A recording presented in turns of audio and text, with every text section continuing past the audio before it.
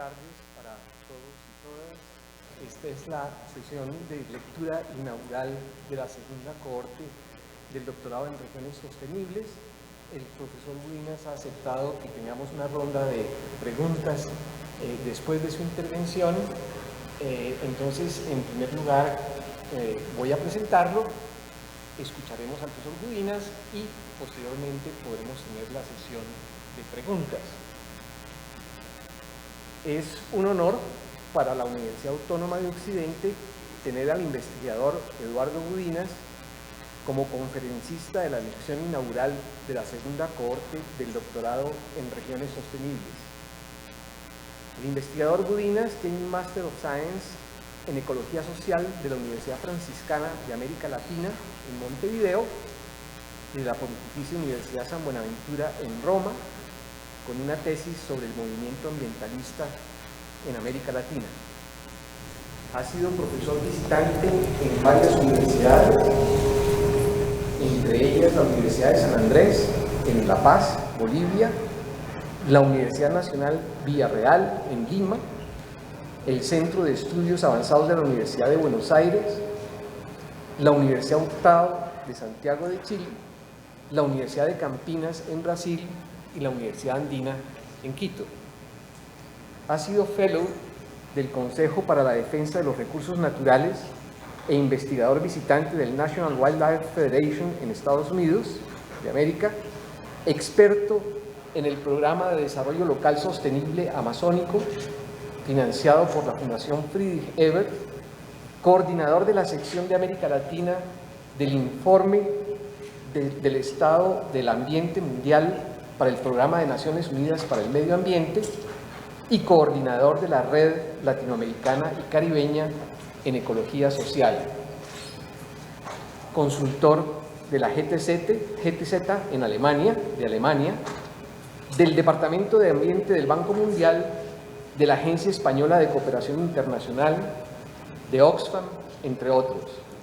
Actualmente se desempeña como investigador del Centro Latinoamericano de Ecología Social en Montevideo.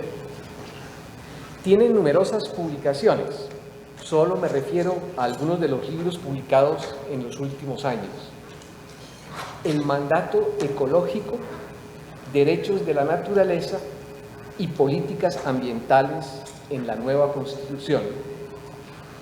Derechos de la naturaleza, ética biocéntrica y políticas ambientales, extractivismos, ecología, economía y política de un modo de entender el desarrollo y la naturaleza.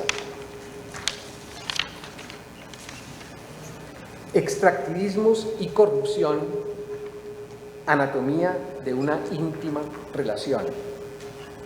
También ha publicado numerosos artículos como capítulos de libro, entre los más recientes, las disputas entre variedades de desarrollo y el cuadrilema de la globalización.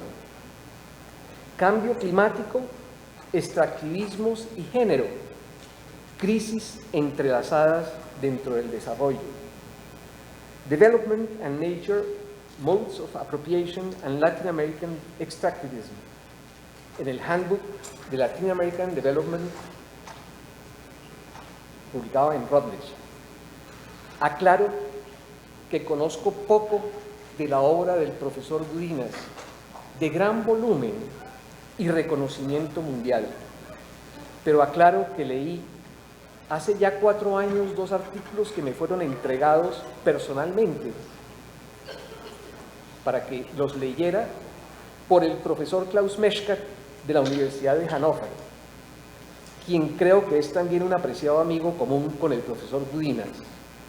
Los artículos fueron publicados, y este me parece un dato significativo, por la Fundación Rosa Luxemburgo con su sede de Quito, o en la sede de Quito.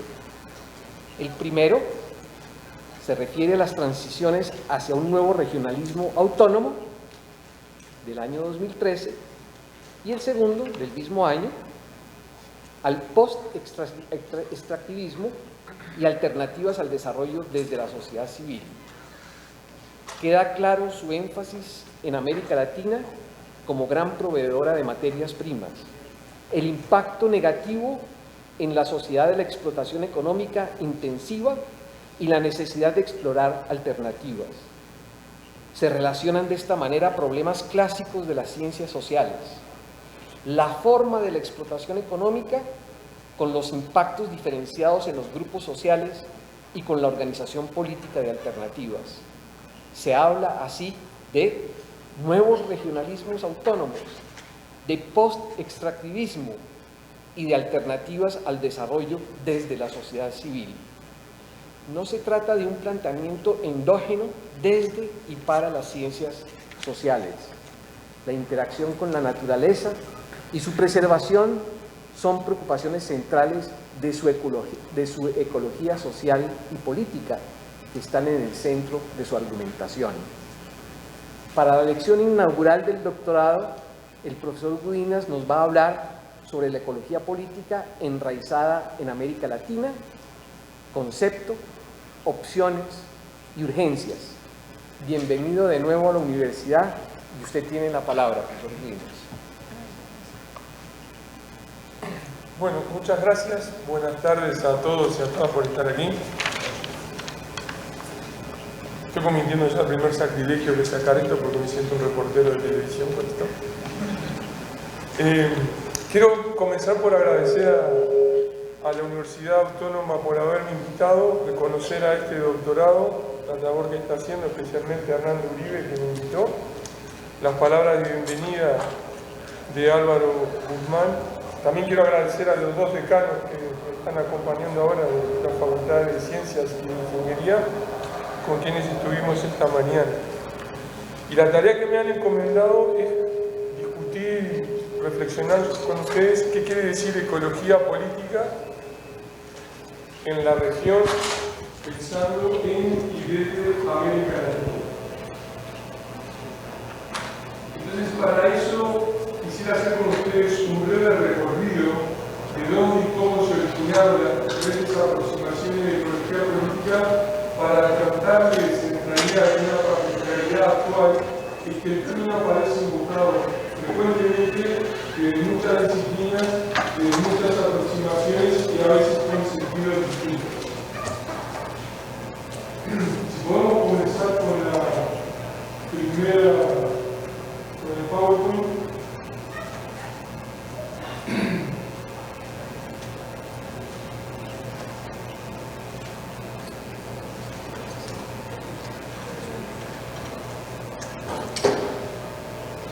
Bien, gracias.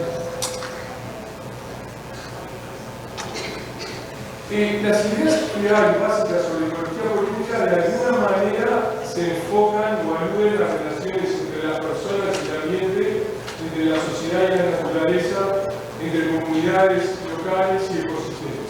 Diferentes terminologías o abordajes para enfocarnos en esa temática. Si hago un primer vistazo académico, formal, a cómo surgió el concepto, a cómo se utilizó en primera instancia, esta pareja, ecología y política, por lo menos se usa de los años 1950 de forma ocasional. El primer uso formal data del año 1972 por Eric Wolf, en un estudio que se hace en los Alpes europeos para analizar y estudiar diferentes grupos humanos cómo aprovechar el ambiente donde se mezclaban algunos elementos de la ecología con algunos elementos de la economía, lo que podría llamarse de economía política. Años más tarde, en los años 80, aparecen otros usos formales promovidos por Blackie, donde esto es un poco más sofisticado. Aquí se habla de las interacciones entre la sociedad y el ambiente en diferentes escalas geográficas, tiene en cuenta una dimensión temporal, se incorporan algunos elementos de las historias de esas personas, de cómo se relaciona con el ambiente, y se analizan y abordan diferentes jerarquías socioeconómicas de cómo estos grupos se vinculan con el ambiente. A partir de los 80 comienza a pasar una cosa bien interesante para nosotros, que la idea de ecología política se entra a diversificar. Acá hay todos tres ejemplos de esa diversificación. y enfocándome en la ecología política formal, académica, que casi toda se escribe y se piensa en inglés en esa época. En los años 90, a tono con la ECO, que iba a ocurrir, las discusiones que ocurrían en Brasil, la Conferencia Mundial sobre el Ambiente, se comienza a abordar la ecología política del cambio ambiental, tanto en lo local, en lo continental, como en lo global. Un ejemplo, años más tarde, en el 96, es una ecología política que tiene un tono más de militancia política. Se habla de ecología política de la liberación, como algunos grupos, especialmente los más pobres o marginados, están afectados por temas ambientales de forma que los discriminan o los padecen con mayor frecuencia. Y en el año 2012 tenemos un famoso manual sobre ecología política que se usa en gran parte de las universidades, que establece que la ecología política es el estudio de las relaciones entre la sociedad y el ambiente, pero es un estudio que toma partido. Entonces, en esa época, la ecología política se la separa de ecologías políticas, entre comillas, que son apolíticas, donde no se toma partido. En este manual, ¿por quién hay que tomar partido? Se enfatiza. Por los más pobres o los que están más contaminados. Entonces, es una ecología política que tiene un cierto sentido de militancia aún más acentuado. Esta discusión académica, que llega hasta el 2012, una de las primeras cosas que me llama la atención es que en general ignoran todas las discusiones que ha habido sobre ecología política en América Latina desde los años 60. No existe. O sea, es un campo disciplinario que como que se va haciendo desde cero.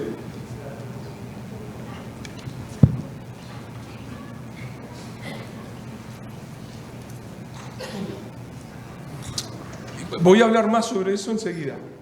Otra cuestión que quiero llamar la atención es que ya, si ustedes examinan con cierto detenimiento, ya parece haber una cierta confusión o solapamiento de muy diferentes perspectivas que es necesario aclarar. Por un lado, hay una ecología política que se la presenta como política, referida a la política, y por otro lado hay usos del término ecología política referido a las políticas o gestión ambiental. Eso en inglés a veces está poco más claro porque la primera perspectiva se refiere a la palabra politics y la segunda perspectiva a policies. En castellano no es tan evidente la diferencia porque se utilizan los dos términos mezclados. Entonces nosotros tenemos que tener presente esa distinción. Una perspectiva es la ecología política en un sentido un poco más estricto. Otro es las políticas ambientales, la gestión ambiental, el gerenciamiento ambiental, que es un paso secundario al debate político que hay en temas de ecología, de ambiente, etcétera, etcétera, etcétera.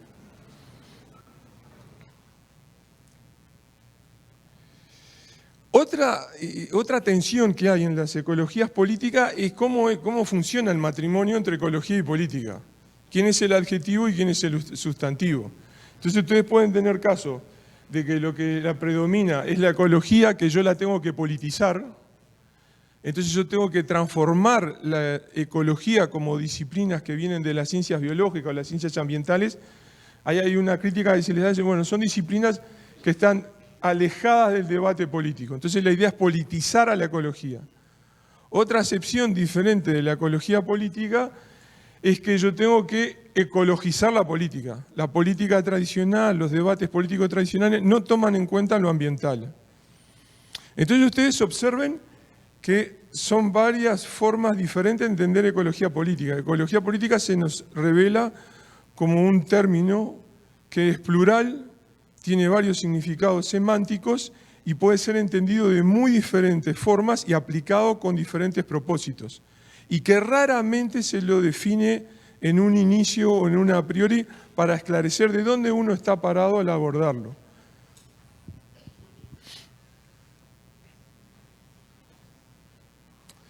Entonces yo les propongo, como primer paso, vamos a dividir el campo de las ecologías políticas en tres grandes rubros, en tres grandes tipos, como primer paso. Entonces, en este primer paso tenemos una ecología política que está basada en las interacciones de lo que usualmente se llama sociedad o grupos humanos, etcétera, términos análogos, con la naturaleza, con el ambiente o con los ecosistemas, como quieran ustedes definirlo. Es un gran grupo de las ecologías políticas. Un segundo grupo de las ecologías políticas son las ecologías políticas que parten de una plataforma político-partidaria, ideológica o normativa. Se refiere, por ejemplo, a la definición aquella del manual de Robbins que les citaba antes. Aquí entran buena parte de las ecologías políticas que se discutían en los años 80 y 90 y mucho en América Latina, y como hubo una amnesia después generalizada a final de los 90 y principios de los 2000. Entonces eran los debates de los incipientes partidos verdes latinoamericanos. Están acá en este segundo rubro. Entonces esos partidos verdes, emulando a los partidos verdes europeos, sobre todo al Partido Verde alemán, decían, bueno, ecología política es esto, es lo que yo digo, como una acción de intervención en la sociedad. A los debates que había, por ejemplo, las primeras aproximaciones del ecosocialismo, y así sucesivamente. Ahí hay una florida historia sudamericana especialmente a tener en cuenta. Ustedes pueden recordar, por ejemplo, uno de los primeros diputados verdes que consiguió una banca en el continente fue en Brasil en aquella época. Y entonces ese debate, esa discusión estaba en marcha. Y era una discusión que sobre todo dialogaba con las tradiciones político-partidarias. Y después hay un tercer componente, que en aquellos años era más pequeño y ahora ha avanzado un poco más, que es la ciencia política o el trabajo que hacen los politólogos cuando se enfocan en temas ambientales. O sea, la gente en Colombia, ¿vota o no vota tomando en cuenta preocupaciones ambientales? El Partido Verde que hay en Colombia, ¿qué desempeño tiene? El Congreso, ¿qué leyes aprueba o no aprueba desde el punto de vista ambiental? Entonces, este tercer campo es las ciencias políticas cuando se enfoca en la política que tiene que ver con la discusión, como la política, la discusión de lo ambiental o de lo ecológico. Esos tres grandes rubros a veces navegan en forma separada y como compartimientos estancos unos de otros, con muy poca comunicación.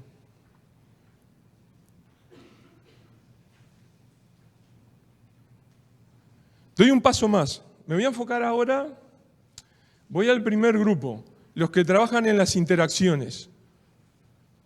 Voy a dar un paso más y aquel grupo que trabaja en las interacciones entre sociedad y ambiente lo voy a subdividir en nuevos subtipos de ecología política.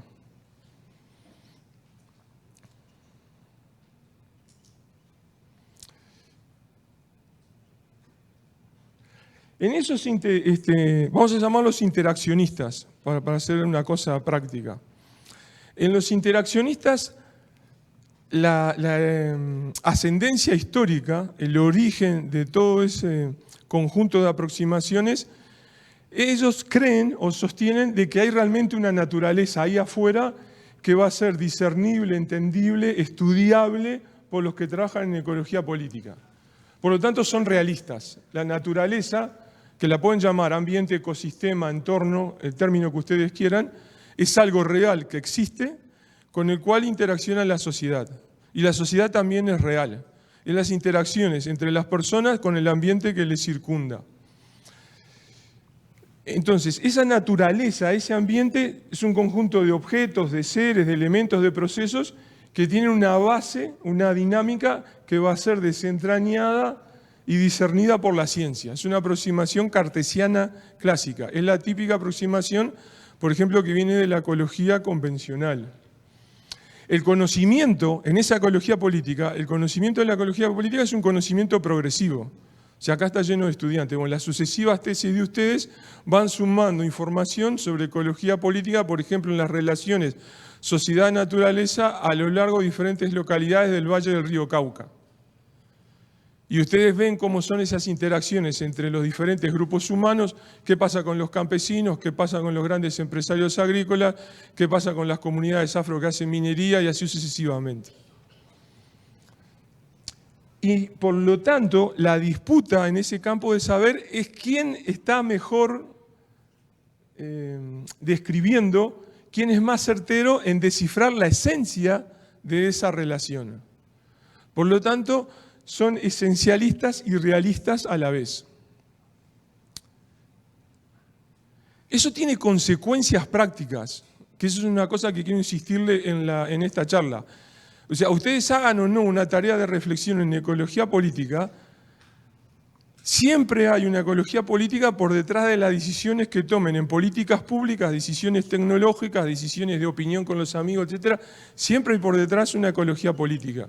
Sea explícita, la hayan pensado o no. Entonces, ese esencialismo del realismo, ¿qué le gusta? Le gustan las soluciones técnicas. O sea, como yo sé cómo funciona la naturaleza, puedo predecir una tecnología que reduce el impacto ambiental, puedo remediar el impacto ambiental, puedo predecir bajo qué condiciones puede haber un efecto negativo y solucionarlo. Pero también es materialista. Entonces, lo que les quiero transmitir con esto es que los esencialistas interaccionistas pueden venir de la derecha como de la izquierda convencional. Por ejemplo, casi todos los ecosocialistas son interaccionistas. Ellos creen que hay una naturaleza que la ciencia va a determinar. Y comparten esa premisa, esa idea con los que hacen ambientalismo, que se llaman, por ejemplo, ambientalismo del libre mercado, que también creen que hay una esencia de la naturaleza a discernir. O sea, cualquiera de estas corrientes no pone en disputa ese tipo de vínculo con la naturaleza, solo que lo resuelven el vínculo de diferente manera. En la ciencia política, en la otra corriente de la ecología, también va a suceder lo mismo. Ustedes van a tener interaccionistas esencialistas. Son los politólogos que estudian, por ejemplo, las propuestas de republicanismo verde. Los politólogos que estudian los riesgos de que haya un ecofascismo.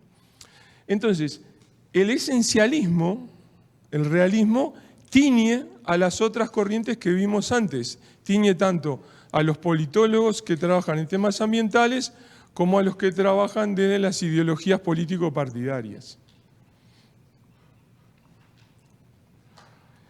Hay unas implicancias ahí por detrás, que es que esa ecología política, los sujetos que hacen la política son humanos.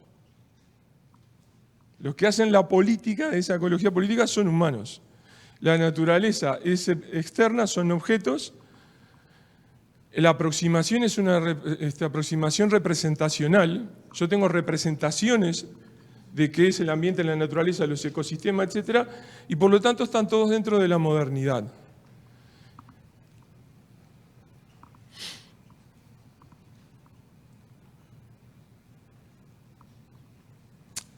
Entonces repasamos diferentes formas de abordar esto. Acá tienen algunas consecuencias en nuestra larga historia. Les pongo 2 o 3 como ejemplo. Este es el famoso mapa de Humboldt disecando el Cotopaxi, si no me equivoco, en la memoria no me falla, en los Andes ecuatorianos. Bueno, esto es discernir cómo es la estructura de la naturaleza. Son esencialistas realistas que vienen de la vieja geografía de las ciencias naturales, por lo menos del siglo XVIII. Y este es el tipo de ciencia que llegó aquí a nuestro continente para describir nuestras relaciones sociedad-naturaleza. Muy heredera de las visiones anteriores que están resumidas en este cuadro de Rembrandt, que es la lección de anatomía, donde el cadáver, la naturaleza, se diseca y se entiende cuáles son cada uno de los componentes de la naturaleza. Aplicaban la misma idea para disecar y entender a la naturaleza en sus componentes y las relaciones que ella tenía. Y acá tiene un ejemplo de esto, un poco más tardío, hacia 1820 de Brasil, que a mí me encanta porque es muy potente. Este es del viaje de Spix y von Martius a la Amazonía y el Cerrado brasileño, y es una de las imágenes del libro de ellos. Y entonces esta es la representación simbólica de lo que sería un ambiente, un ecosistema amazónico para los exploradores naturalistas alemanes de ese momento del siglo XIX. Entonces ustedes tienen, arriba está Dios, que controla todo. Aquí abajo está la diosa de la Amazonía. Esto está dibujado por los alemanes, O sea, tengan presente eso. Acá está la diosa de la Amazonía y acá son 2 mundos que corren a derecha e izquierda. A la derecha está el mundo de lo europeo, lo modernizado, que viene con su tecnología, armas y los caballos, acá hay un caballo, y aplasta a los indígenas. A la izquierda está el mundo original amazónico de los indígenas en sus viviendas tradicionales y con su vegetación. Entonces este era el mundo que describían los exploradores de aquella época, donde la llegada de lo moderno, el progreso, el avance, la ciencia, la tecnología, etcétera, tanto local como europea, invadía y reconfiguraba el mundo amazónico. Acá hay un ejemplo más cercano a ustedes. Estos son los huitotos del sur de Colombia y del norte de Perú al tiempo de la guerra del caucho, todos los conflictos en el Putumayo. Entonces, desde esa visión, desde esa ecología política, la naturaleza silvestre era una naturaleza salvaje, pero los pueblos indígenas eran parte de esa naturaleza. Eran parte del mundo salvaje que había que organizar, ordenar y controlar. Por lo tanto, había que domeñar a la naturaleza y con ello a los pueblos indígenas que la ocupaban.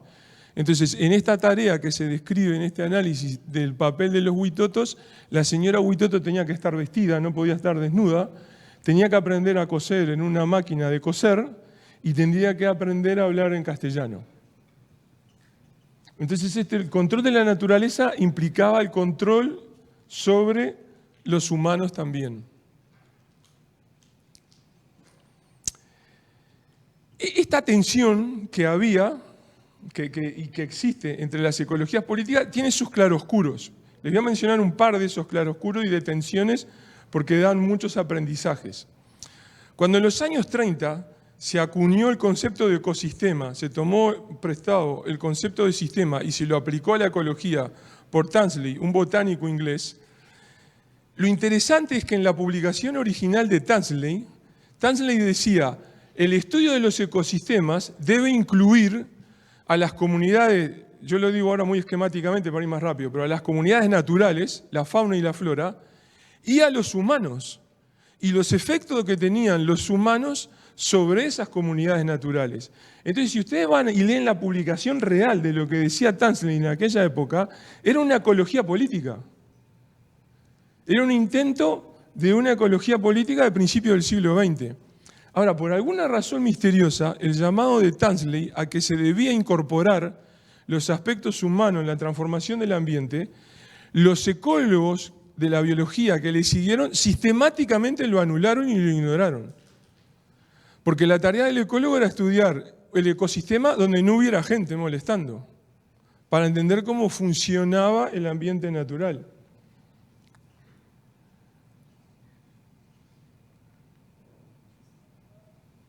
Se murió.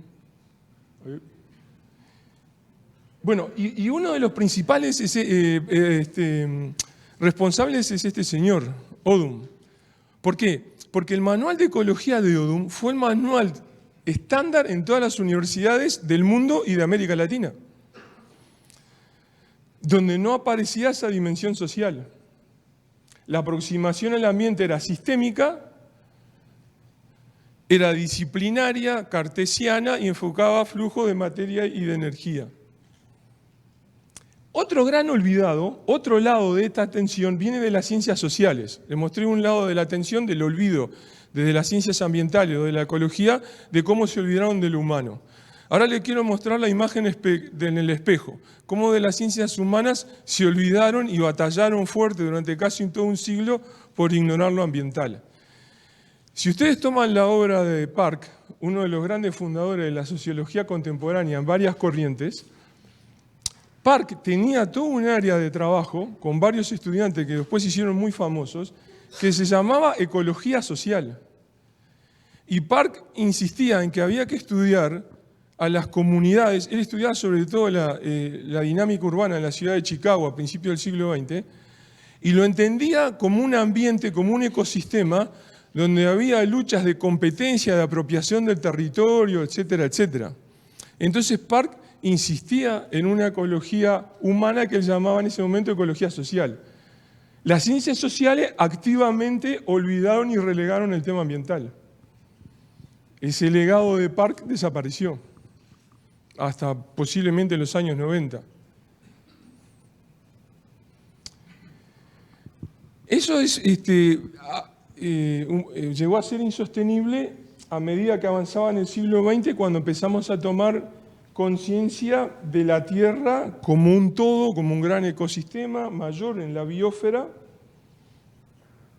y la necesidad de hacer otro tipo de aportes y de aproximaciones a entender las relaciones con el ambiente.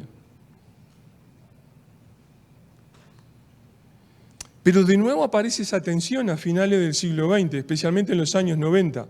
Aparece la tensión de unas ecologías políticas donde se sostiene que los esencialistas, los realistas, tienen tanto conocimiento tecnológico, gerencial acumulado, que podrían administrar toda la biosfera en una mano. Y acá tienen otra imagen. O sea, la biosfera acá en una mano. Acá todos los más jóvenes, ustedes la relación que tienen con la naturaleza, bueno, ustedes van a acampar y llevan agua, comida, todos los electrodomésticos, esos chiquitos que los acompañan, etc. Bueno, un siglo atrás salir a la naturaleza podía ser hasta peligroso. O sea, la relación con el ambiente es muy distinta. Ustedes van a la naturaleza y ahora ven ambientes muy antropizados y alterados. Entonces se les hace cada vez más difícil tener presencia de la magnificencia de la fauna sudamericana que hay en muchas de nuestras localidades, porque esa fauna está relegada a los lugares más apartados porque ha sido perseguida. Antes era la inversa. Ustedes podían estar, por ejemplo, en localidades donde había osos de anteojos, oso andino, y el oso andino es un bicho peligroso, es un animal peligroso. O sea, había que tener cuidado donde uno caminaba. Todo eso ha desaparecido. Entonces, como que ese aspecto ecológico, natural, se ha encogido al mínimo.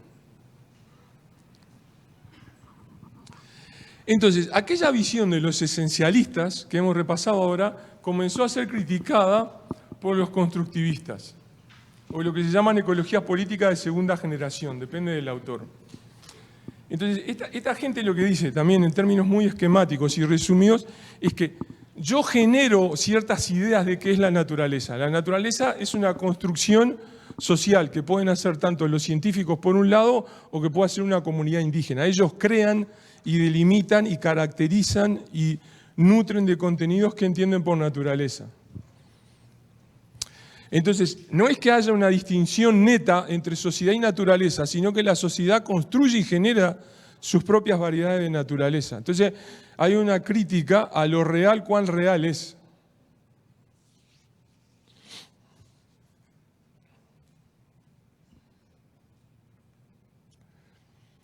Y quiero ahora aterrizar estos debates sobre constructivistas y esencialistas para las cuestiones de ecología política enfocada en temas de desarrollo y ambiente.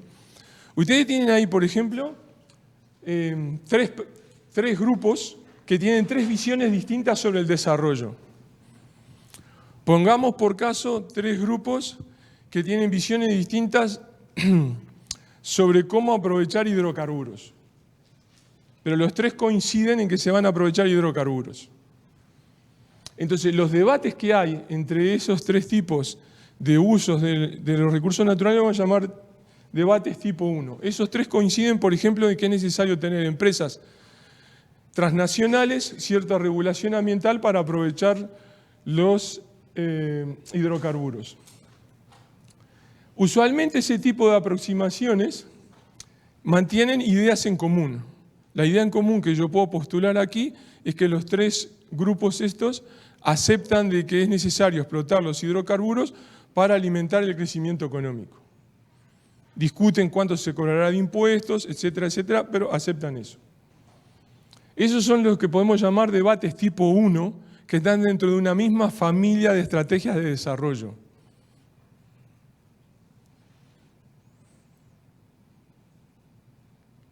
Yo demoro porque el aparato a veces no reacciona, entonces.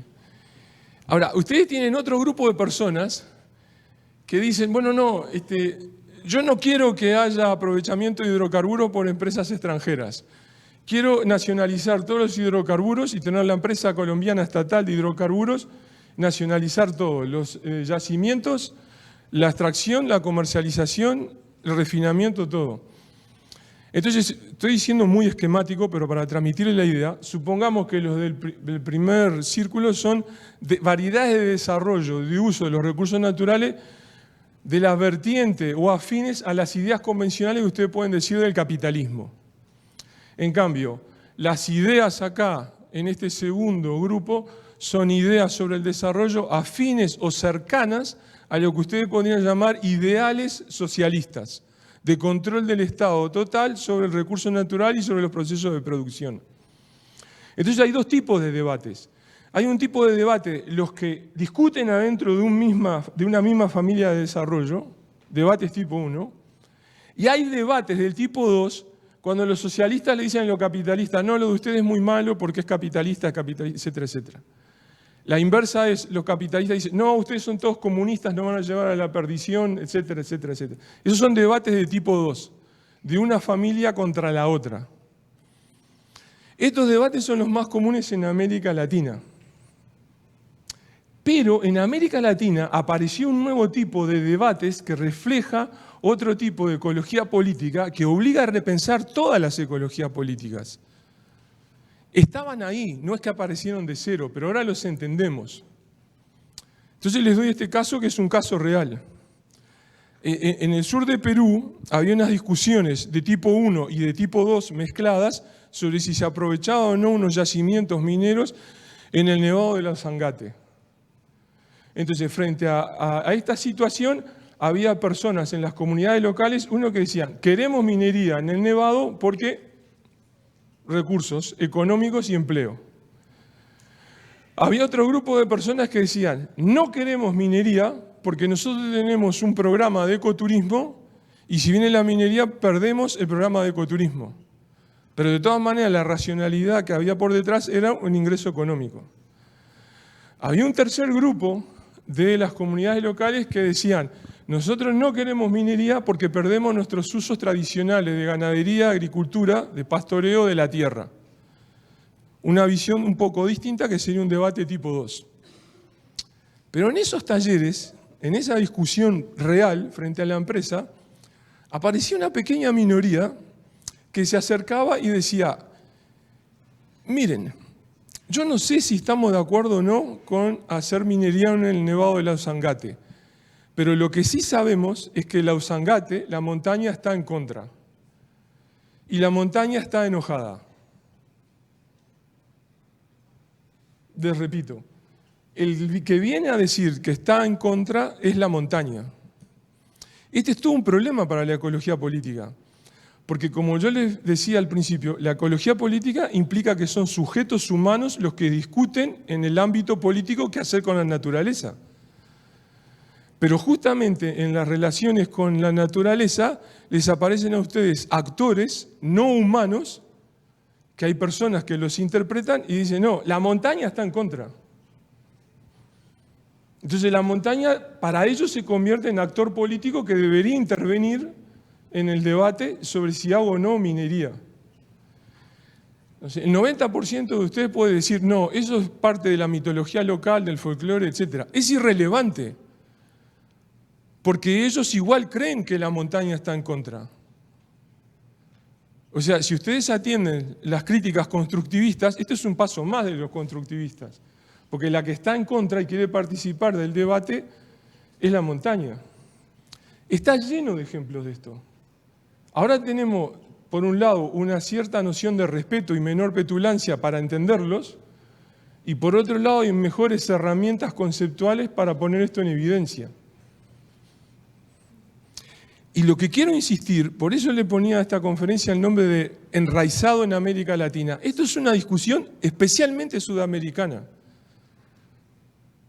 No es de otros lados, pero estoy seguro que en otros lados existe lo mismo. Cuando entren a escarbar va a aparecer lo mismo con los esquimales, con los pueblos indígenas del norte, etc. Pero hay un debate muy sofisticado sobre esto en la actualidad, es un debate de aquí, es un nuevo tipo de ecología política. Entonces vuelvo a mi esquema anterior. Tengo los debates de tipo 1, de tipo 2, y me aparecen lo que me dicen, no, el Zangate, la montaña está en contra. Entonces son debates del tercer tipo.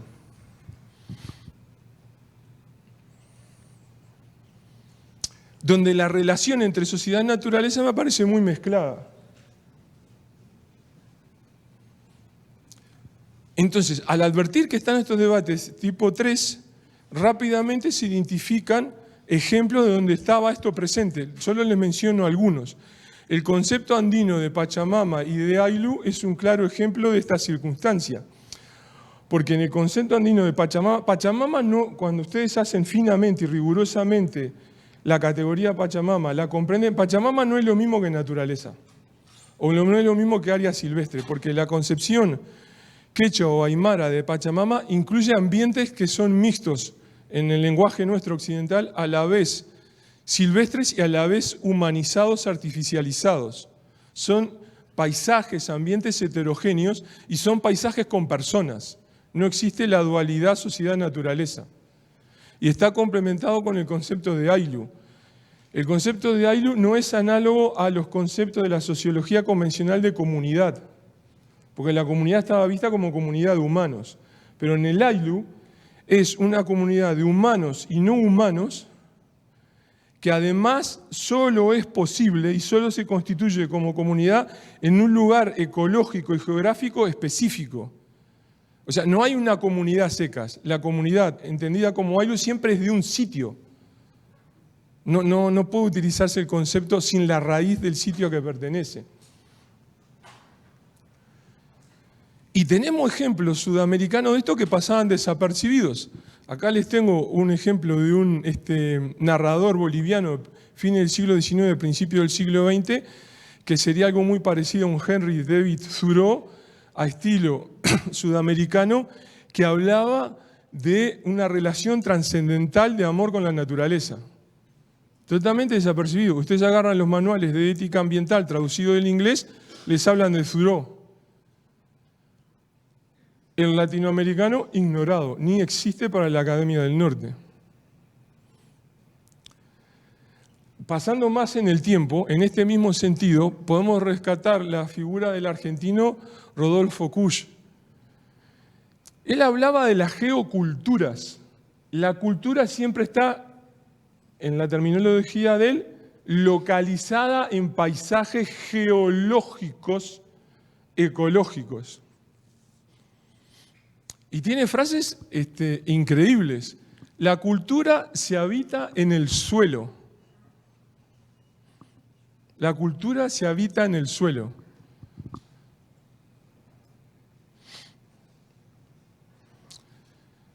Tenemos personas todavía presentes.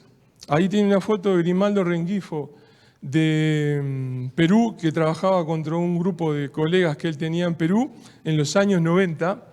Y ellos analizaban epistemologías, generaciones de conocimiento, donde los conocimientos se generaban en consonancia con los ritmos y los procesos que había en el ambiente y en la tierra. Ellos entendían que el conocimiento se cultivaba y se cosechaba. Y que la principal fuente de conocimiento para los grupos locales era la relación con el ambiente, por ejemplo, en la provisión del espacio. Y por eso hablaban de epistemologías desde la tierra. Este aporte, como muchos otros, desembocaron en la discusión de los últimos, pongamos, 10 años o 15 años del buen vivir, donde ustedes tienen ahí otros 2 ejemplos de latinoamericanos que participaron decididamente en la construcción sudamericana de la idea del buen vivir. Tienen a Alberto Acosta de Ecuador, que es economista. Es economista, uno de los economistas más prestigiosos de Ecuador, formado en Alemania. Y reivindica otra relación con la naturaleza y fue uno de los grandes promotores de la idea del buen vivir en la Constitución ecuatoriana del 2008. Y Simón Yampara, que es un intelectual sociólogo aymara, que hizo lo mismo para el caso de Bolivia. Uno es aymara, el otro es criollo. Uno es sociólogo, el otro es economista. Uno se identifica como indígena, el otro no. Y confluyen en este tipo de disputas tipo 3. Entonces, reordenando un poco los que hemos visto, Las visiones convencionales de las ecologías políticas convencionales sostenían de que hay diferentes culturas, lo plural es la cultura, pero los esencialistas, los realistas le van a decir que el ambiente es único y es lo que la ciencia va a discernir y determinar. Esta es la visión tradicional de las viejas ecologías políticas.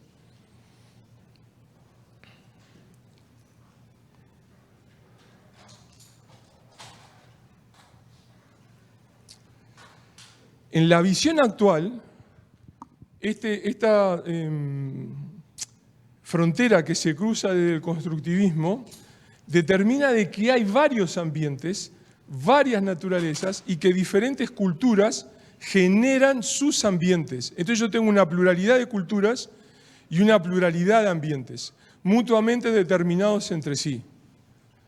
La ecología política convencional podrá estudiar una de estirpe occidental, pero es solo una entre diversas variedades. Y el caso que vimos como de la Usangate,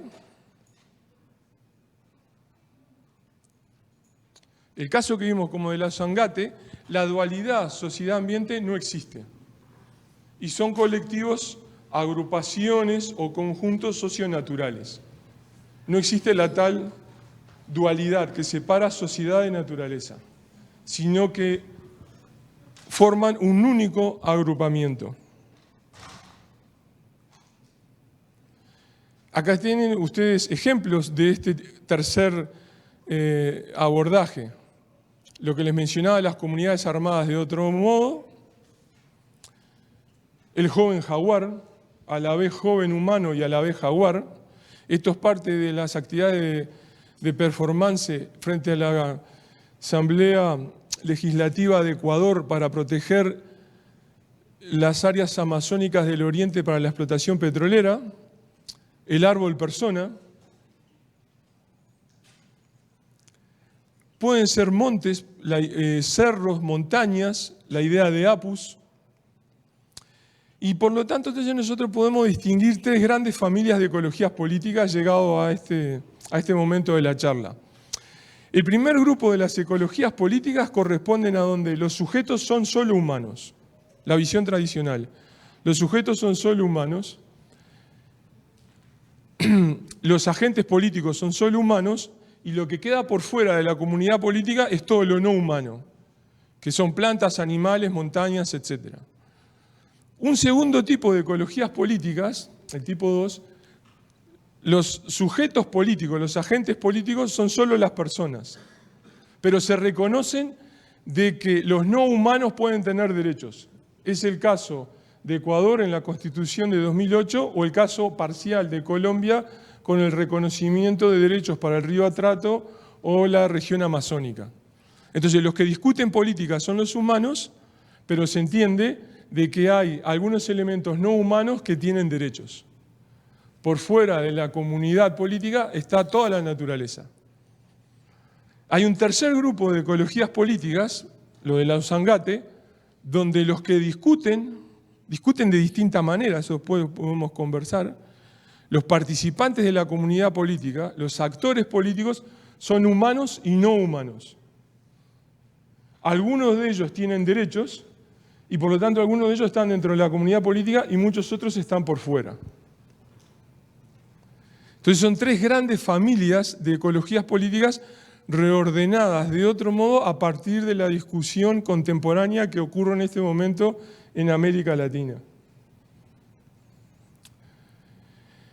Para entender ese tercer tipo, la noción que es importante para nosotros es la noción de ontología. La noción de ontología que usamos aquí en ecología política no viene de la filosofía, más bien viene de la antropología y tiene tres características. Son los modos por los cuales se entiende el mundo, lo que nos rodea, los modos por los cuales yo acepto que es pensable o que no es pensable, que es verificable, entendible o no lo es. También incluye las prácticas que generan esos mundos. Por ejemplo, cuando el ecólogo va a la naturaleza, si es ecólogo y estuvo entrenado desde el punto de vista sistémico, él va a ver a la naturaleza como ecosistemas. Entonces es performativo, genera ecosistemas cuando interacciona con el ambiente. Pero si ustedes tienen un pintor que se aproxima a un paisaje de la sensibilidad, lo va a ver, va a performar, va a generar otro tipo de ambiente. Y un tercer componente de las ontologías es que tiene relatos y mitos. Por ejemplo, esto está acá todos los días. Yo acabo de tuitear una noticia que en Bolivia... ¿Cuánto tengo que terminar? ¿A qué hora tengo que terminar? Porque esto es bien interesante. En Bolivia, el presidente Evo Morales hoy hizo la ceremonia de la Pachamama. Bueno, Pachamama, ustedes saben que tiene algo que ver con la naturaleza y proteger la naturaleza, ¿no? Eso estamos de acuerdo. Entonces hizo la ceremonia de la Pachamama y el rezo de él fue proteger a la Pachamama porque necesitamos crecimiento económico. O sea, potenciar sus planes de expansión de la frontera petrolera, minera y de monocultivos. Esos son los relatos y mitos. Eso acaba de ocurrir hoy. Está repleto de relatos y mitos que construyen la ontología en la cual estamos inmersos ahora. Entonces podemos decir desde la ecología política que hay una ontología que incluye a los esencialistas, a los realistas y muchos constructivistas también, los politólogos, etcétera, las corrientes político-partidarias, en que sostiene que la naturaleza y la sociedad son dos cosas separadas, es antropocéntrica, la naturaleza son objetos y se reconoce que puede haber ciudadanías ambientales. Y sabemos que hay otras ontologías, como el caso de Lausangate, otros modos de entender el mundo, el universo, la realidad, como ustedes quieran llamarle, donde se diluye la separación entre sociedad y naturaleza, es biocéntrica, lo no humano puede ser sujeto, y en las comunidades políticas puede haber no humanos. Hay una avalancha de estudios de nuevas herramientas que permiten descubrir que nosotros estamos pero rodeados de estas otras ontologías, que implican otras formas de relacionarnos con la naturaleza. Solo les voy a mencionar 2 o 3 por un tema de tiempo. El primero es los aportes de Eduardo Viveiros de Castro, un antropólogo brasileño, que estudia precisamente esto en algunos grupos indígenas de Brasil. Entonces, Eduardo Viveiros, él sostiene eso que está ahí. No es que las diferentes especies, jaguar, humano o tapir, estén enfrentadas a un mismo mundo físico real, a una misma realidad, sino que todos ellos interaccionan de la misma manera con su circunstancia, pero de verdad están en mundos distintos. De verdad están en mundos distintos. Entonces, el debate, y esto es clave para las ecologías políticas, es qué son y pueden ser las cosas, y no cómo creemos nosotros que las representamos, no cómo creemos que representamos un ecosistema o la ciudad de Cali, sino en el fondo es qué realmente son para los diferentes actores que participan de este debate. Otros 2 ejemplos les puedo mencionar. Marisol de la Cadena, que es peruana, Mario Blaser, que es argentino. Marisol tiene un estudio exquisito, que no está en castellano todavía, que precisamente analiza una familia, un padre y un hijo, en la región de Cusco, de cómo se es persona o persona humana y no humana en la región andina. Los seres de la tierra serían. Y Mario, el libro de Mario, está hecho a partir de las experiencias en el Chaco de Paraguay, donde elabora y avanza más en estas relaciones de grupos locales con el ambiente utilizando la herramienta de las ontologías. Para resumirles, para que ustedes se vayan con una idea básica de cuál es la discusión. Este análisis de la ecología política demuestra que la ontología dominante en buena parte de las aproximaciones actuales está basado en esto, el ser humano por arriba de la naturaleza. Ahora, ¿qué sucede? En esto del ser humano por arriba de la naturaleza, lo que separa al humano del resto de los animales es que el humano es el único que puede otorgar valores, es el sujeto, es el agente de valoración. Y los demás son objetos, desde ese punto de vista. Pero todos tienen en común, humanos y animales, en que son animales. Entonces la condición universal es la animalidad, y de la condición universal de la animalidad el humano queda arriba porque es el único que se convierte en sujeto. ¿Y cómo se convierte en sujeto? Porque soy el que otorgo valores. Y esto está en la tradición liberal, en la tradición socialista, en todos. Todos ellos parten de la premisa que el único sujeto con capacidad de asignación de valores, de tener agencia, etc., es el ser humano. Entonces está la ontología moderna. Detrás de esto está buena parte de las razones de la crisis ambiental actual. Los trabajos de Viveiros de Castro, de Ausangate, todos estos casos que hemos visto, muestran otra situación. Por ejemplo, en el caso de Eduardo Viveiros de Castro, lo que él encuentra desde el punto de vista de los amerindios, para los amerindios, la condición universal para los seres vivos es que son personas. Entonces hay persona humana, persona jaguar y persona tapir. Funciona de otra manera. No todos son personas. Estos amerindios no dicen las hormigas son personas. No, son solo algunos. Por lo tanto, al ser personas, son sujetos que intervienen en el debate político. Son actores políticos para ese debate y participan de las ecologías políticas tal cual ellos las entienden. Y si ustedes entran a averiguar, a perseguir, hurgar, investigar, etc., van a encontrar que hay varios, entre comillas, sujetos que son no humanos, depende de cada grupo, de cada circunstancia, incluido en nuestra cultura contemporánea acá en la ciudad. Entonces tienen, en algunas circunstancias, el sujeto político puede ser una montaña. En otras circunstancias puede ser el jaguar. Para los guaraníes, por ejemplo, son árboles, son ciertos árboles. Para algunos grupos son fantasmas o espíritus. Depende. Lo que sucede acá es que ha quedado descentrado, desde una visión antropocéntrica, la conformación de los debates políticos. Entonces, reorganizando todo esto, yo puedo tener una ontología de lo moderno, de la modernización, como ustedes quieran llamarle, donde esa separación sociedad-naturaleza genera la idea de que la naturaleza son solo objetos, no pueden tener valores propios, el optimismo científico-técnico, la preeminencia de la utilidad, que es esencialista, universalista, es lineal, la historia es un proceso lineal para todos y que expresa diferentes fases en el progreso. Frente a ella aparecen borradores, insinuaciones, ejemplos de otras ontologías distintas.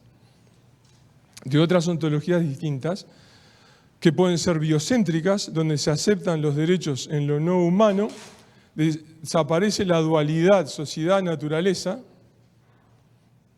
hay múltiples formas de relacionalidad, hay diferentes actores no humanos, no es esencialista, no puede ser universal, siempre es local, y no necesariamente tiene que ser lineal. No tiene por qué haber una historia universal que se describa para todos. Volviendo al esquema, ¿se acuerdan de las discusiones tipo 1, tipo 2 y venía la del tipo 3 de la Ausangate?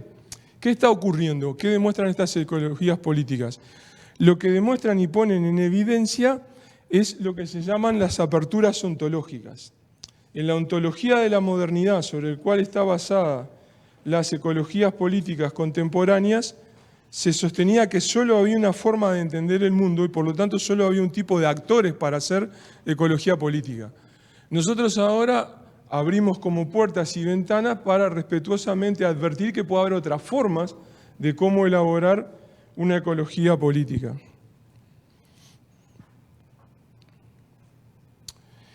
Entonces, como punto final, esto que yo les acabo ahora de resumir serían ejemplos de los aspectos que me parecen más llamativos de los debates latinoamericanos sobre ecología política.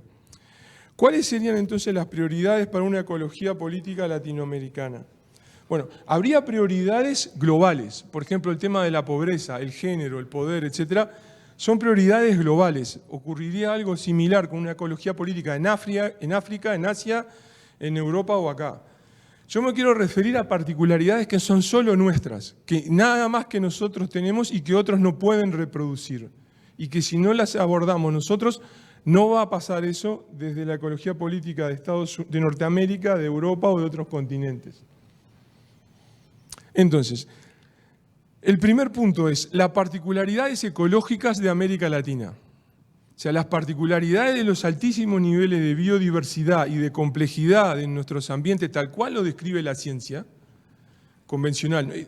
Ninguna de estas ontologías alternativas está en contra de la ciencia convencional, implican sus límites, advierten sobre esos límites. Bueno, ahí tomamos ese dato. La complejidad que hay aquí no tiene nada que ver con la complejidad que hay para los ambientes australes. Es solo asemejable, por ejemplo, en el caso de los ambientes tropicales, para algunas áreas tropicales de África y del sudeste asiático. Entonces aquí hay una complejidad, unos niveles de endemismo tan pequeños que implican un debate de ecología política de otro tipo, porque los niveles de incertidumbre, de riesgo, o sea, las posibilidades que yo tengo de causar extinciones, por ejemplo, son muy altas, porque los niveles de endemismo son muy localizados, con áreas de distribución muy pequeñas. Entonces eso exige un tipo de debate que no se puede suplantar desde los otros continentes. Ahora, una vez dicho esto, también hay otra particularidad. Los ambientes latinoamericanos son todos ambientes humanizados, incluso desde épocas precoloniales. Hay un gran cúmulo de evidencia de cómo la selva amazónica incluso puede ser considerado un bosque en cierto nivel manejado o antropizado, de cómo se han llevado especies arbóreas de un sitio a otro, redes de caminos, ciudades, etc. Entonces, todo el debate sobre qué es silvestre o salvaje frente a lo que es modificado o no modificado, solo puede ser hecho en América Latina con los contextos latinoamericanos que son muy distintos de otros. Porque es muy fácil caer en el extremo de decir yo estoy en la selva amazónica y esto es silvestre, natural, aquí nunca hubo nadie. Eso es falso. Hubo intervenciones humanas desde la época precolombina. Entonces es otra particularidad del debate nuestro que no se repite porque está atada a las condiciones de alta biodiversidad que les decía antes. El tercer elemento que le sigue a esto es el mito de que nosotros tenemos una base de riquezas ecológicas que todavía sigue siendo amplia y generosa y por lo tanto podemos seguir avanzando en el área agrícola, avanzando en la explotación minera, seguir contaminando, las veces que he sentido, podemos seguir contaminando ríos porque tenemos los ríos más caudalosos del mundo. Entonces son tan grandes, tan gigantes, que se pueden seguir contaminando. Bueno, ese mito, una de las grandes tareas de una ecología política latinoamericana es derrumbarlo, pero a la vez tratar de entender por qué se sigue reproduciendo. Es este discurso que yo les digo hoy del presidente Evo Morales. Él dice, tenemos una riqueza tan grande en el oriente boliviano que hay que seguir explotándola. Pero no hay ninguna evidencia de que eso sea cierto. Entonces, ¿por qué el mito se produce y reproduce y regenera constantemente? Es un tema de urgencia para un debate en ecología política latinoamericana. Toda esta cuestión de la interculturalidad y las aperturas ontológicas. O sea, los trabajos que están haciendo los antropólogos y otras disciplinas sobre aperturas ontológicas es clave para rediseñar y repensar las ecologías políticas. Pensando alternativas de la ecología política para América Latina, también solo son pensables en una clave intercultural. O sea, ustedes no pueden traducir un manual del alemán para el castellano en ecología política y pensar que les va a dar las soluciones de, por ejemplo, cómo lidiar con los NASA y sus cosmovisiones y ocupaciones territoriales. No va a pasar eso. Tenemos que generar nuestros propios manuales con nuestro propio saber. Nuevos abordajes entre ciencia, saberes expertos y saberes locales. ¿Qué hacemos con los conocimientos acumulados en nuestras comunidades, en nuestros pueblos indígenas? ¿Cuáles van a ser las relaciones con las disciplinas convencionales? ¿Qué se va a hacer de la tradición latinoamericana de la investigación y acción participativa? ¿Cómo sería un fast-forward para el siglo XXI que promoviera la investigación y acción participativa? ¿Qué papel hay para eso en estas particulares condiciones de América Latina? Interacciones entre ambiente y pobreza. acá no quiero caer en el clásico dicho de que, bueno, los que más padecen el tema ambiental son los pobres, lo cual en parte, en buena medida es cierto. Pero también desde el punto de vista de la ecología política, para ser riguroso, hay que entender por qué hay segmentos de los sectores más marginados y pobreza que originan algunos de los problemas ambientales más graves, como la minería ilegal de oro o la caza furtiva.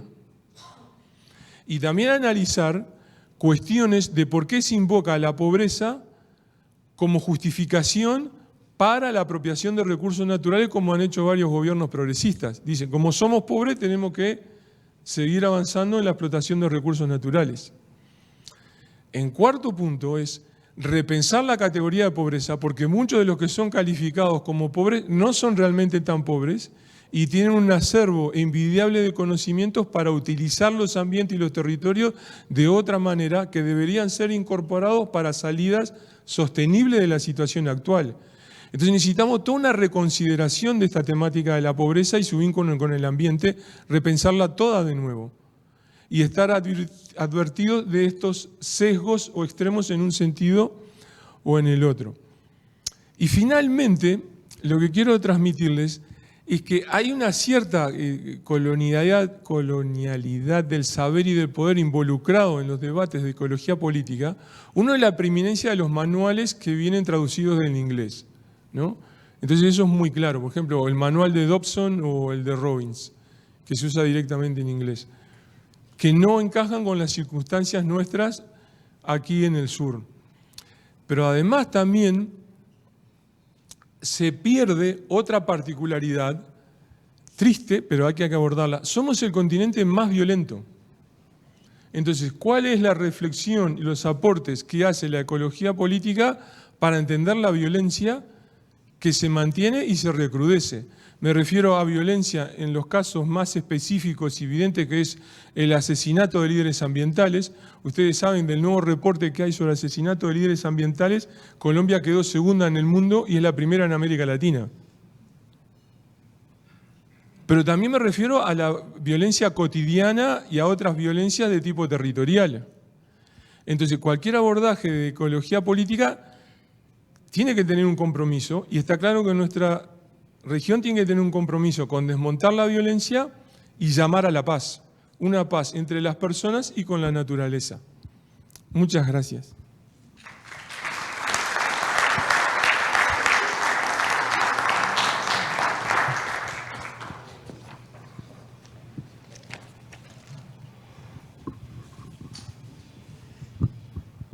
Muchas gracias, profesor Gudinas, por su muy interesante presentación.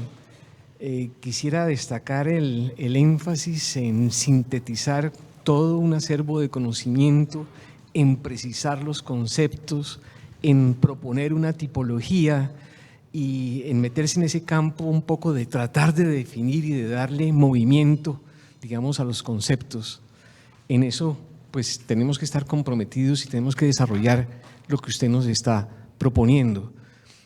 Sugiero, si le parece, tomar 3 o 4 inquietudes del público y contesta en bloque sobre 3 o 4 inquietudes, ¿le parece? Me parece. Muy bien, entonces ustedes tienen la palabra. Si alguien quiere intervenir, proponer alguna pregunta, alguna inquietud.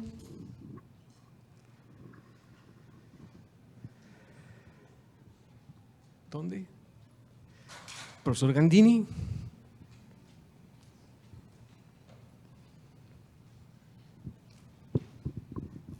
Muchas gracias, profesor Gudinas, por su presentación. Le hago una pregunta que va a mostrar claramente que soy ingeniero, pero digamos, a mí me da la impresión que la ecología política tiene mucho de política y muy poco de ecología. Es decir, no se debería de cambiar el sustantivo y el adjetivo como una de sus primeras diapositivas mostraba. Recojamos preguntas si usted… Sí. Creo que Germán Ayala pidió la… ¿Sí?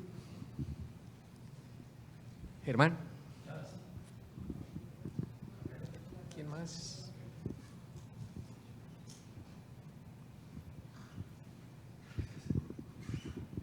Profesor Gudinas, buenas noches. Buenas tardes todavía. Muchas gracias.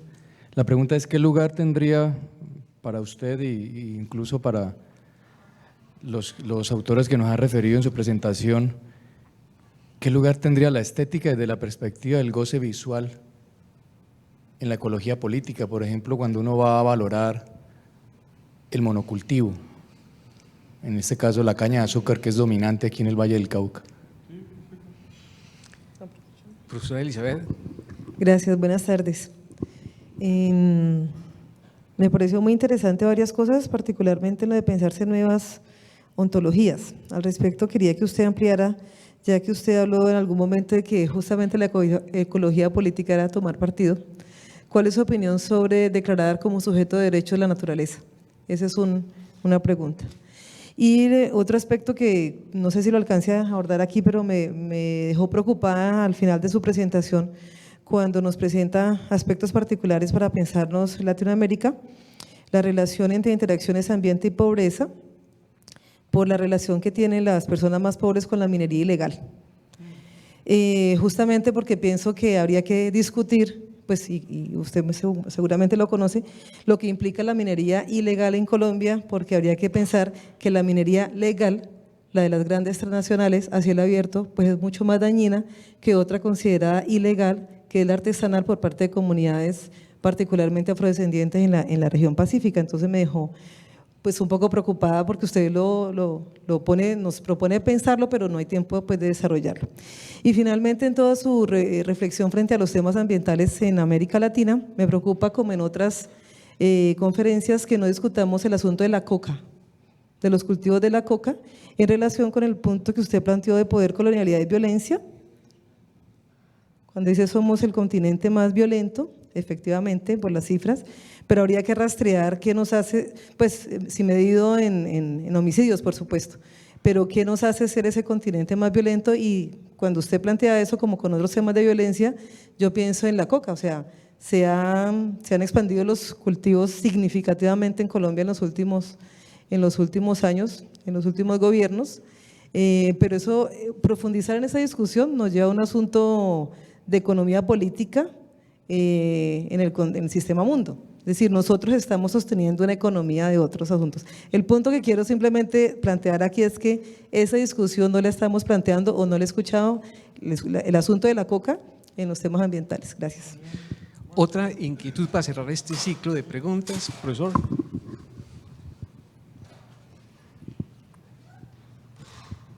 Muy buenas tardes, muchas gracias por su exposición. Yo, aunque de hecho nunca se aborda el tema de la relación en las ciudades, en el diseño de la ciudad, entre política ecológica y zonas verdes en las ciudades.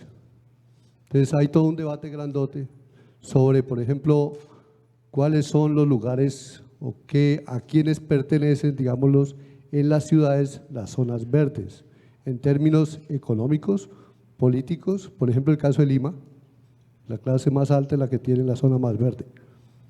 En el caso de Cali, se está rediseñando la ciudad en función de fortalecer la ecología, por decirlo así, o las zonas verdes en aquellos lugares tradicionales históricos de manejo de poder y manejo económico. Bueno, hay preguntas fáciles y difíciles. Dani, fácil. Aquí yo no digo que estos sean todos los temas claves para la ecología política. Pongo los que me parecen claves para América Latina. El primero es pura ecología. El segundo es esencialmente ecología, de la biológica, de la que tú querés. Y el tercero también. Entonces, en el debate latinoamericano estamos llenos y hay una gran acervo y una gran participación de la ecología en la ecología política. ¿Sí? El reconocimiento de los temas de biodiversidad viene de ahí. Entonces, esa parte, la pregunta agradezco porque me sirve para aclararlo. Lo estético, clave. Aquí en Bogotá, en Colombia, se acaba de editar la revista sobre cuestiones de estética, artes visuales, etcétera, de Rata, que está dedicado el último número a los derechos de la naturaleza.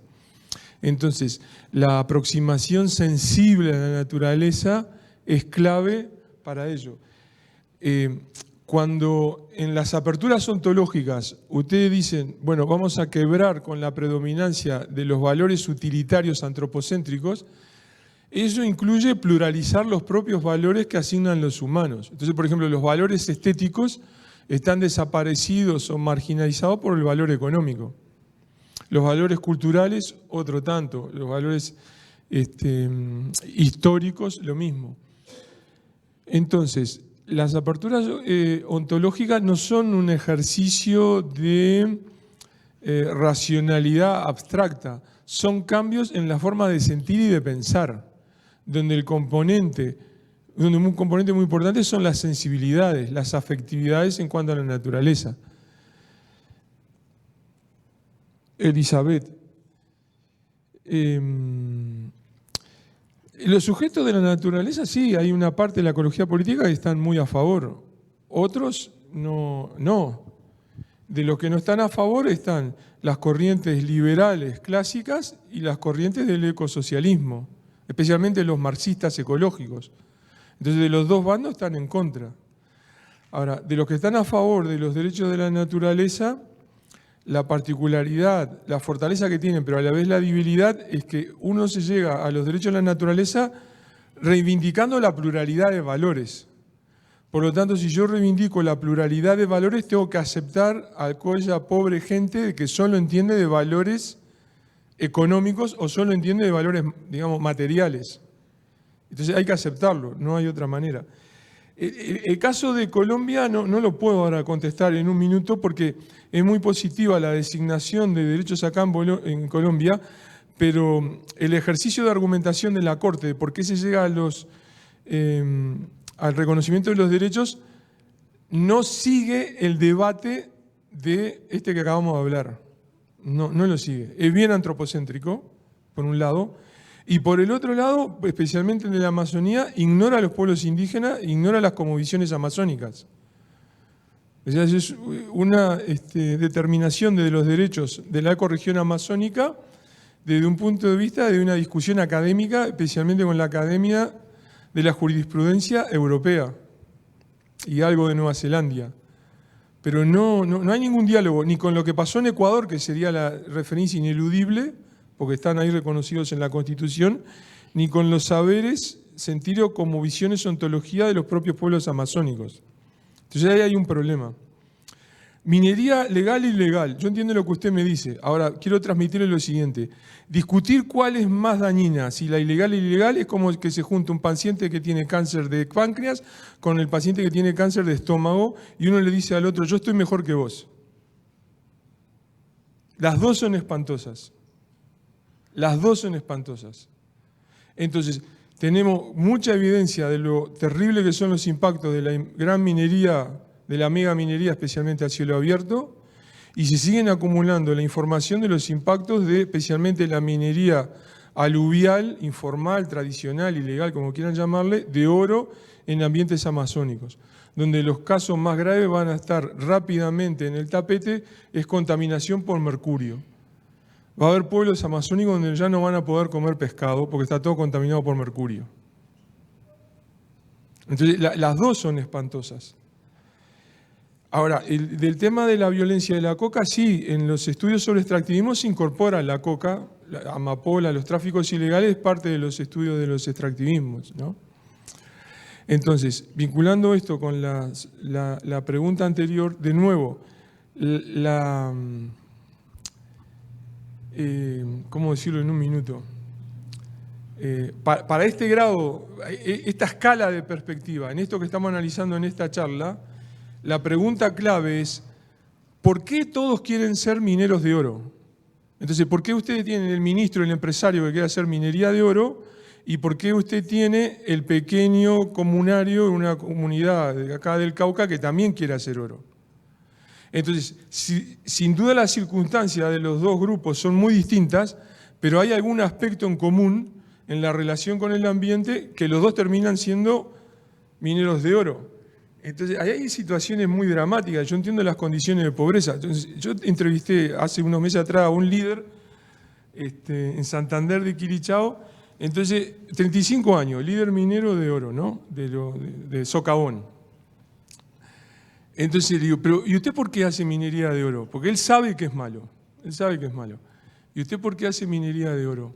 ¿Usted no tiene una tierra? ¿No tiene una tierra para cultivar de la familia? Dice, sí, yo tengo una tierra de la familia, pero yo empecé a hacer minería de oro cuando era adolescente porque eso me daba dinero más rápido. ¿Para qué quería el dinero? Me quería comprar una moto. Bueno, se compró la moto. Y entonces, ¿y por qué sigue siendo ahora minero? ¿Por qué no vuelve a la tierra de su padre y de su madre para cultivar su frijol, mandioca, banano, etcétera, para tener otro tipo de vida, ¿no? Me dice, porque yo ya olvidé cómo cultivar la tierra, yo ya no sé cómo cultivarla. Entonces tengo que sacar oro para tener el dinero para poder ir a la tienda de la esquina a comprar el alimento. Entonces, esas son las cuestiones que a mí me parece que tiene que estudiar la ecología política. Yo con esto no quiero decir que haya otros componentes de esta dinámica, pero la charla es sobre la ecología política. Entonces, esas son esas pequeñas historias de esas relaciones entre ambiente y sociedad o cómo las personas se insertan en el ambiente, me parece clave que si no la estudiamos nosotros, no la van a estudiar otros. Y me parece indispensable por un tema de alternativas, porque hay que conseguir una alternativa, por ejemplo, a la minería de oro, a las dos, a la grande y a la pequeña. Ahora, ¿por qué esto se vincula con la violencia? Y por todo lo que usted dice, sí, sin duda. Pero también ahí viene a nuestro favor la evidencia histórica. Hemos sido un continente violento incluso en los lugares donde no hay coca. Yo estaba revisando la semana pasada relatos históricos de Uruguay, de Argentina, del sur de Brasil, donde los narradores de la época hacían manuales de cómo degollar al enemigo. Entonces había técnica de los unitarios, técnica de los federalistas y técnica de los portugueses. ¿Cuál sufría más y cuál sufría menos? No había coca. No estaban peleando por otras cosas. Y era a ver cuál era la mejor técnica para que sufriera el enemigo. Entonces, estas historias se repiten en todo el continente y muchas veces están vinculadas a conflictos violentos en la apropiación de territorio, en la apropiación de recursos naturales. Por eso son temas de la ecología política. Después hay otros temas, ¿no? Bueno, sublevaciones de otro cariz, político partidaria, invasiones, etc. Pero, de nuevo, enfocado en la ecología política. Y no sé de ese tema, no es lo mío, lamento desilusionarlo. Bueno, muchas gracias. Muy bien, entonces, si no hay más preguntas, los invitamos a seguir compartiendo aquí con una lulada y un pan de bono o algo parecido.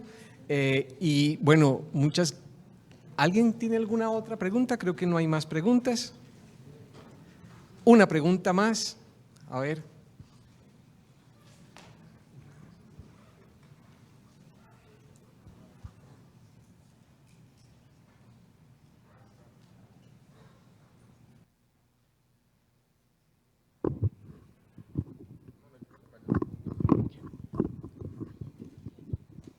Buenas tardes.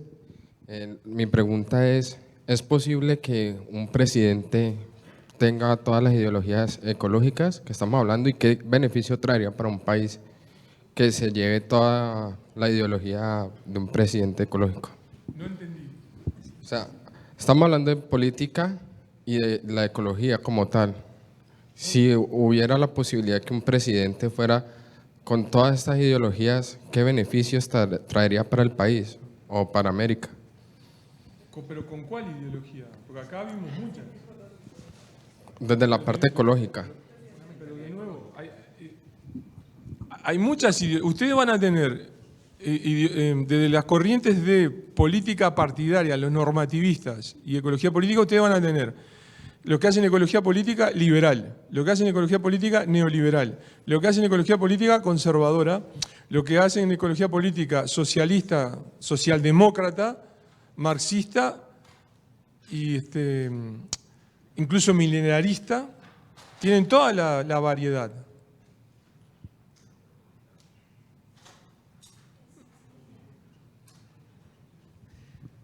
Bueno, podemos seguir compartiendo en el hall. Muchas gracias.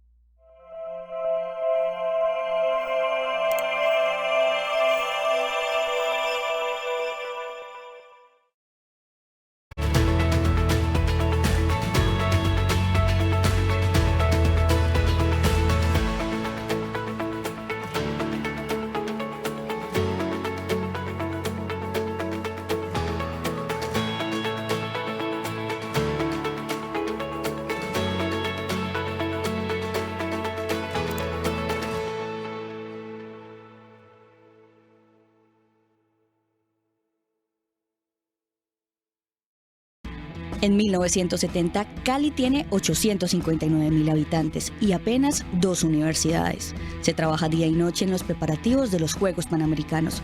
Se construyen vías, puentes elevados y escenarios deportivos.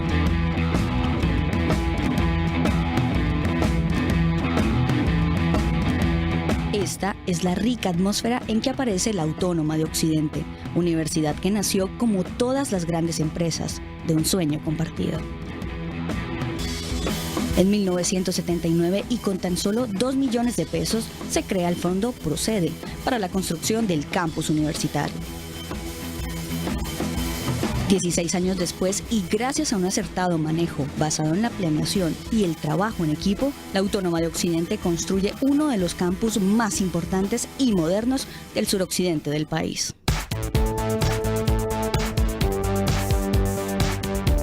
En los años 80, la universidad proyecta su crecimiento, respondiendo a las necesidades educativas del entorno regional.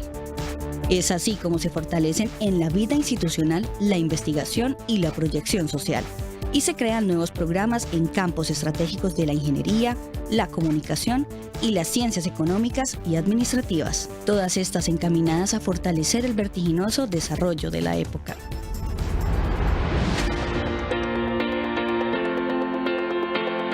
Los años 90 llegan a la Autónoma con la mentalidad de institucionalizar los procesos de autoevaluación como instrumento de mejoramiento continuo para alcanzar la alta calidad de manera integral.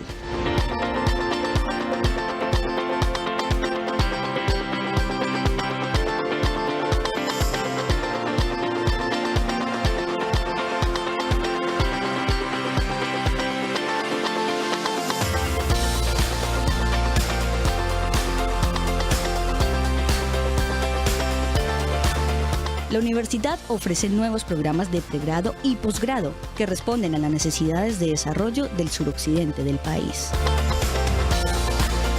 Y por supuesto, se inaugura el nuevo campus universitario, símbolo y resultado de una universidad que planifica su futuro.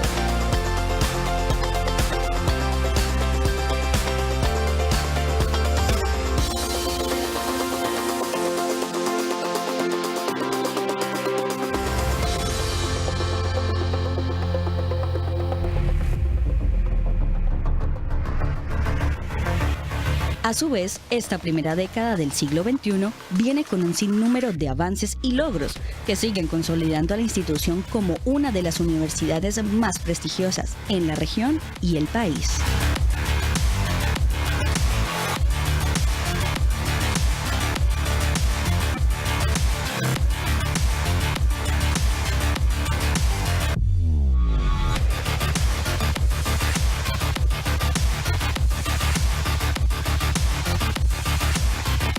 Empieza este nuevo milenio con una amplia reflexión sobre la academia, expresada en el documento Reformando el Presente con Visión de Futuro, que proyecta a la universidad a este nuevo siglo.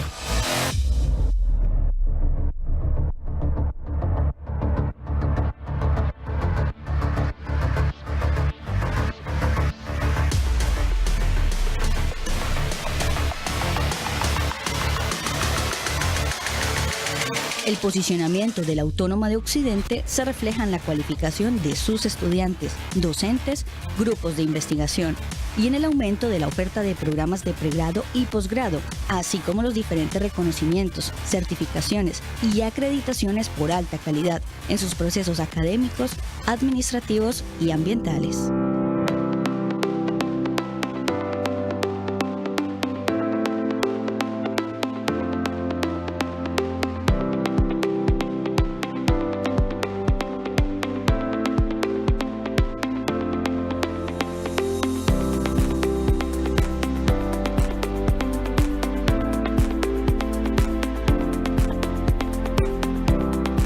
Con la acreditación de alta calidad, la Autónoma de Occidente ha incrementado su prestigio y visibilidad local, nacional e internacional y le ha permitido afianzar la calidad, que seguirá siendo un faro en su camino hacia la excelencia.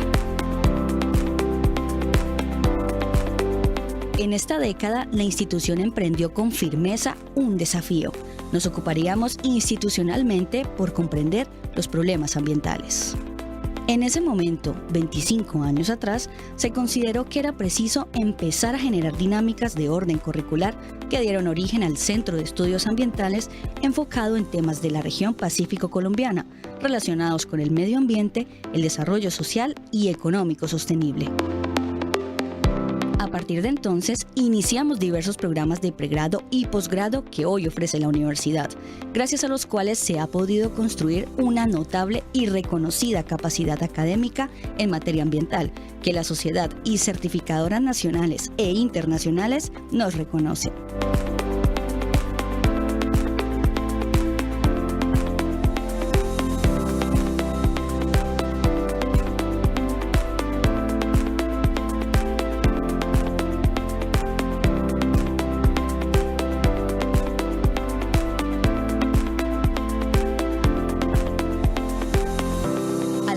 Superior le cabe un desafío ineludible en relación con la construcción de nuevos escenarios de aprendizaje, en los que se aporte de forma crítica a la concepción del nuevo orden social, apalancado en la paz en lugar del conflicto armado, y le corresponde sin excusa generar y sostener escenarios de formación en los que se eduquen el sentido, el valor y el respeto por un pacto social basado en la equidad.